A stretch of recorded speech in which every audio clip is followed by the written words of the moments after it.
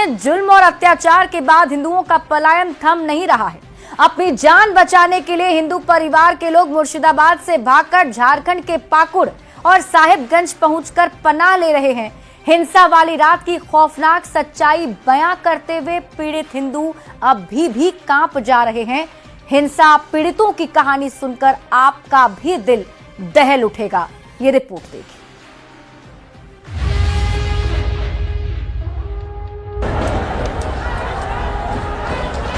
मुसलमान लोग सब घर फाड़ तोड़ तार के आग लगा दिया, गला काटाकाटी कर रहा है। ये है प्रीति दास, मुर्शिदाबाद हिंसा की पीड़ित। पश्चिम बंगाल में जिन हिंदुओं पर अत्याचार हुआ, हमले हुए, बड़ी क्रूरता के साथ जिन्हें मारा, पीटा, काटा गया, उसमें प्रीति और प्रीति का परिवार भी शामिल है। मुर्शिदाबाद हिंसा में इस हिंदू परिवार का घर बार सब उजड़ गया।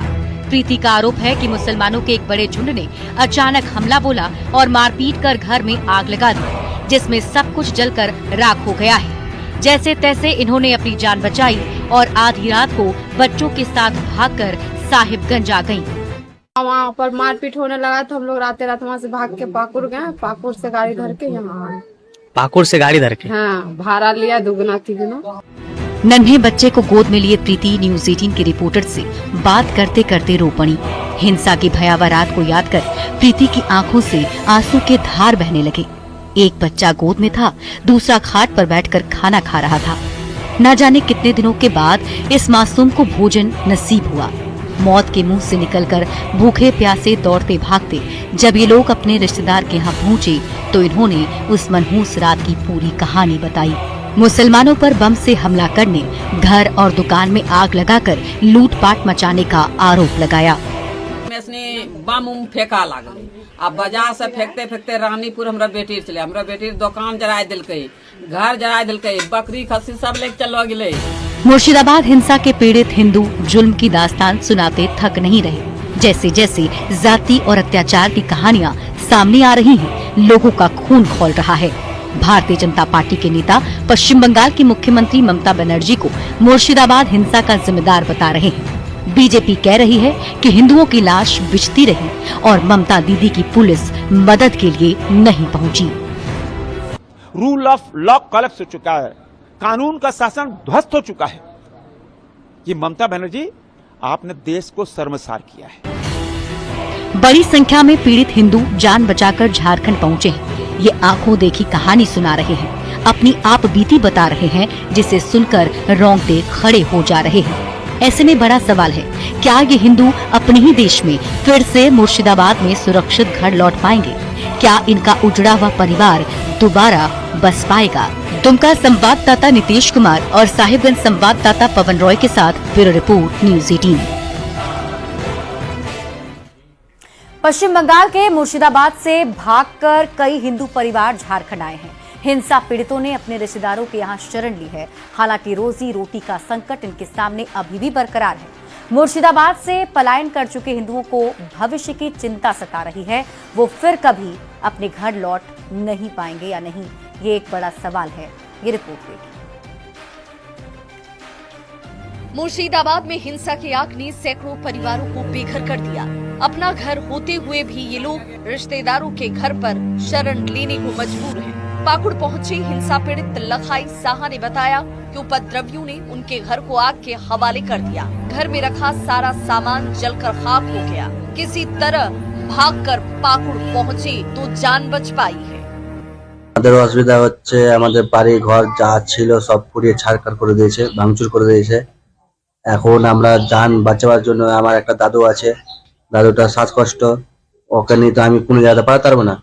দাদু দিদিকে সবাইকে নিয়ে যতটা পেরেছি, যেখান দিয়ে পেরেছি जान बेचिए प्लीज।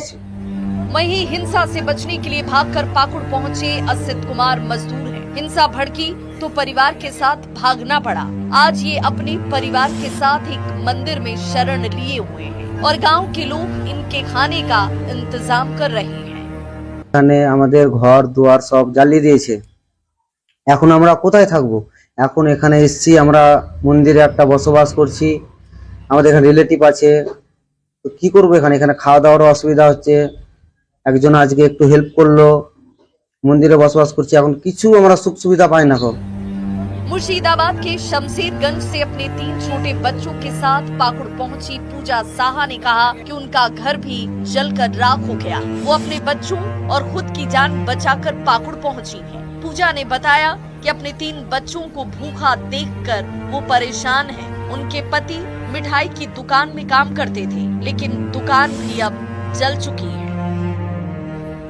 আমাদের সব ঘর দুয়ার জ্বালিয়ে দিয়েছে। এখন আমরা ভয়, আমি 3টা বাচ্চা নিয়ে কোথায় যাব?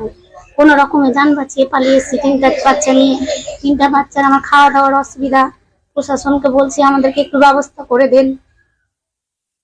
কি করে আমরা ওখানে থাকবো? সবই তো জ্বালিয়ে পুড়িয়ে ছারখার করে দিয়েছে। वहीं इस मामले पर डीसी मनीष कुमार ने कहा कि उन्हें इस बात की कोई जानकारी ही नहीं है। हालांकि उन्होंने आश्वासन जरूर दिया कि अगर ऐसा कोई मामला आएगा तो पीड़ितों को सुविधा मुहैया कराई जाएगी। नहीं, ऐसी कोई डायरेक्ट जानकारी नहीं है कि किस किस क्षेत्र में वो आए हैं, तो इसके बारे में हम लोग और भी पूरे फील्ड से सर्वे करा रहे हैं। तो जब सर्वे कंप्लीट हो जाएगा या जिस तरह से अगर कोई पर्टिकुलर क्षेत्र से इंफॉर्मेशन मिलती है मुखिया या पंचायत के माध्यम से, तो हम लोग इस पर आपको जानकारी देंगे। इस हिंसा ने इन लोगों से इनका घर, दुकान, रोजगार सब कुछ छीन लिया। न सिर छिपाने को छत है, न खाने को खाना। झारखंड में शरण लिए इन लोगों को अब सरकार से आस है कि इन्हें न्याय मिलेगा, ताकि इनकी और इनके बच्चों की जान बच सके। साहिबगंज संवाददाता पवन राय और दुमका संवाददाता नितेश कुमार के साथ ब्यूरो रिपोर्ट, न्यूज़ 18। बंगाल में हिंसा के साथ झारखंड में शरीयत और संविधान जैसे मुद्दों पर कांग्रेस में अब दो फाड़ नजर आने लगी है।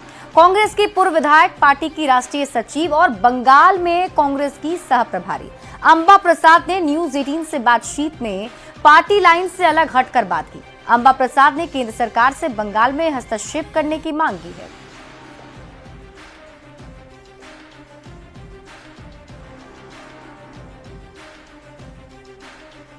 ऊपर सख्त से सख्त कार्रवाई होनी चाहिए, चाहे वो केंद्र सरकार की एजेंसी हो, चाहे वो राज्य सरकार की एजेंसी हो, और मिसाल बनना चाहिए कि कोई भी देश का प्रभुता, अखंडता या फिर धार्मिक संहिता पे अगर कोई भी अगर टच भी करता है तो उस पे उसको बख्शा नहीं जाता है। देखिए, लॉ एंड ऑर्डर तो पूरी तरह से ध्वस्त है, इसको ठीक करने की जरूरत है और लोगों को ये समझना होगा कि कोई बयानबाजी कर रहा है कि हम हम ये नहीं लागू होने देंगे, वो नहीं लागू होने देंगे, और वोट बटोरने का कोशिश कर रहा है और फेडरल स्ट्रक्चर के खिलाफ वो अपना जो है दिखाने का कोशिश कर रहा है। और सब कोई जानता है कि सेंट्रल लिस्ट में जो चीजें होती है उसको रोका नहीं जा सकता। अब किसी भी हालत में कोई भी स्टेट उसको कितना भी चाहे नहीं रोक सकती है। वक्फ संशोधन कानून के खिलाफ है, लेकिन बंगाल में जो हिंसा हो रही है उसके भी खिलाफ है।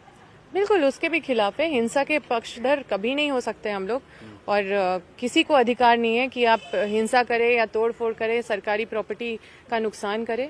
और इस तरह से करके एक बहुत ही गलत मैसेज पूरे विश्व भर में हम लोग अपने देश के का जो मैसेज है वो खराब हो रहा है। तो हम लोग अपने देश का गरिमा को बचाएं।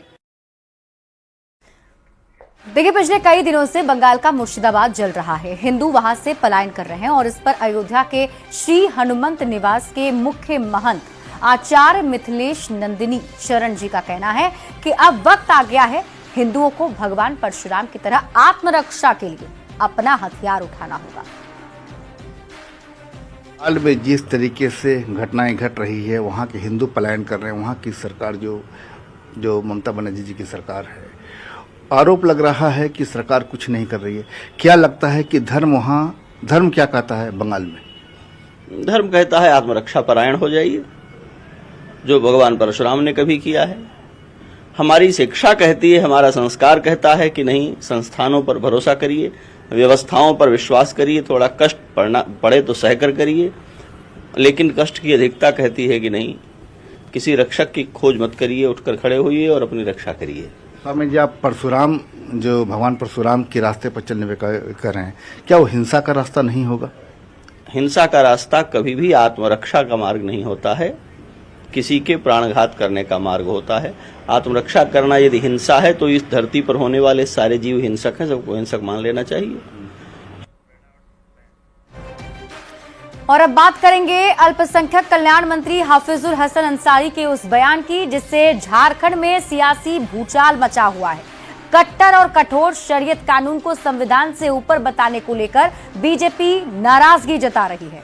गुरुवार को बीजेपी नेताओं ने रांची में आक्रोश मार्च निकाला और राज्यपाल से मिलकर मंत्री हाफिजुल हसन अंसारी को हेमंत मंत्रिमंडल से बर्खास्त करने की मांग की है। ये रिपोर्ट देखिए। शरीयत मेरे लिए बड़ा, ठीक है, तो हम पहले शरीयत को पकड़ेंगे, इसके बाद संविधान। ये वो बयान है जिससे झारखंड की राजनीति में उथल पुथल मची हुई है। मुख्यमंत्री हेमंत सोरेन की कैबिनेट में अल्पसंख्यक कल्याण विभाग का जिम्मा संभाल रहे मंत्री हाफिजुल हसन अंसारी को भारतीय संविधान की तुलना में इस्लामिक शरीयत कानून ज्यादा पसंद है। विपक्ष में बैठी भारतीय जनता पार्टी के नेता बार बार यही कहकर सीएम हेमंत सोरेन के बेहद करीबी और सत्तारूढ़ जेएमएम के नेता हाफिजुल पर निशाना साध रहे हैं। जो व्यक्ति संविधान से शरीयत को ऊपर मानता है, वैसे व्यक्ति को मंत्रिमंडल में बने रहने का कोई हक नहीं है। जिसके दिल में सांप्रदायिक भावना भरी हुई हो, वो धर्मनिरपेक्ष राज्य में अपना इंसाफ नहीं कर सकता है। मंत्री हाफिजुल हसन अंसारी के बयान से नाराज बीजेपी ने गुरुवार को रांची में शहीद चौक पर विरोध प्रदर्शन किया। राजभवन में झारखंड के राज्यपाल संतोष गंगवार से मुलाकात कर ज्ञापन सौंपा और मंत्री हाफिजुल को हेमंत कैबिनेट से तुरंत बर्खास्त करने की मांग की। हालांकि इस पर मंत्री का कहना है कि वो अपनी सफाई दे चुके हैं। शरीयत मेरे लिए बड़ा, ठीक है, तो हम पहले शरीयत को पकड़ेंगे, इसके बाद संविधान को। नहीं, हम क्या बोले हैं कि मेरे सीने में कुरान है और हाथ में संविधान है। आप बाबा साहब भीमराव अंबेडकर का जो भी स्टैच्यू देखिएगा, उनके हाथ में संविधान है। कट्टर और कठोर शरीयत कानून में ज्यादा दिलचस्पी दिखाने वाले मंत्री हाफिजुल हसन अंसारी के बयान पर कांग्रेस उनका साथ दे रही है। बीजेपी की आक्रोश रैली पर कांग्रेस ने पलटवार किया, इसे हिंदू मुस्लिम की राजनीति और वोट बैंक की सियासत करार दिया। जनता सबक इस राज्य में उनको दे चुकी है, लोकसभा में भी और विधानसभा में। कांग्रेस पार्टी मंत्री हाफिजुल हसन अंसारी का बचाव कर रही है तो बीजेपी पूछ रही है कि क्या हाफिजुल को संविधान नहीं शरिया कानून चाहिए? क्या सीएम हेमंत के मंत्री को इस्लामिक कानून ही पसंद है? क्या हाफिजुल संविधान से ऊपर शरिया को मानते हैं? ऐसे में यह देखना होगा कि सीएम सोरेन इस विवाद पर क्या फैसला लेते हैं।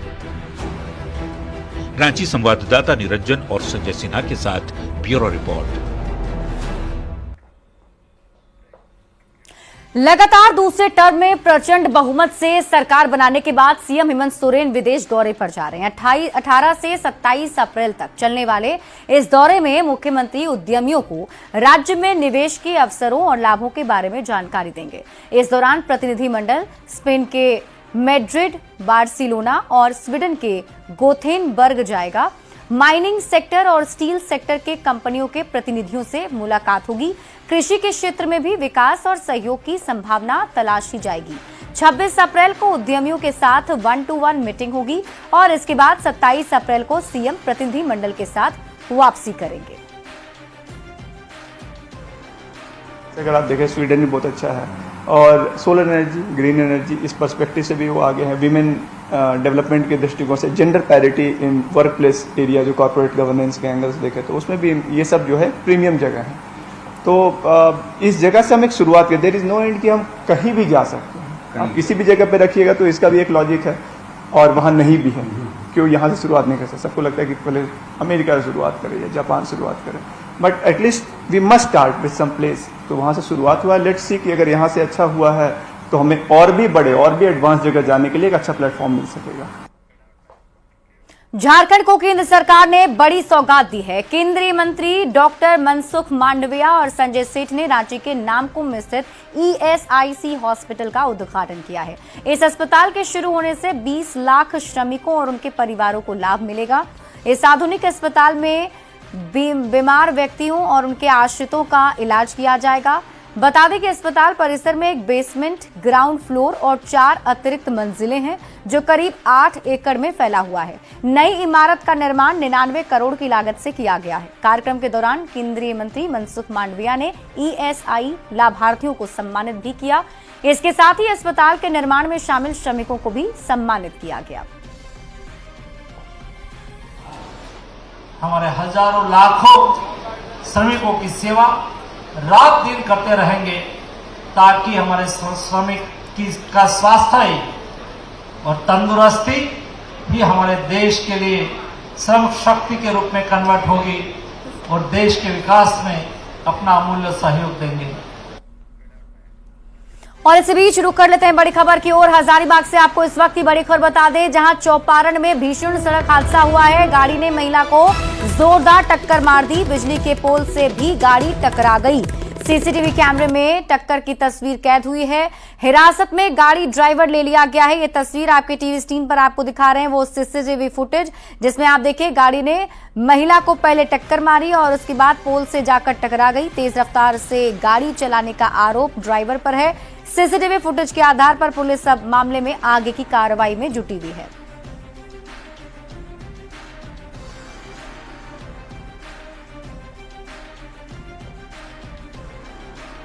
और यहां रुकने एक छोटे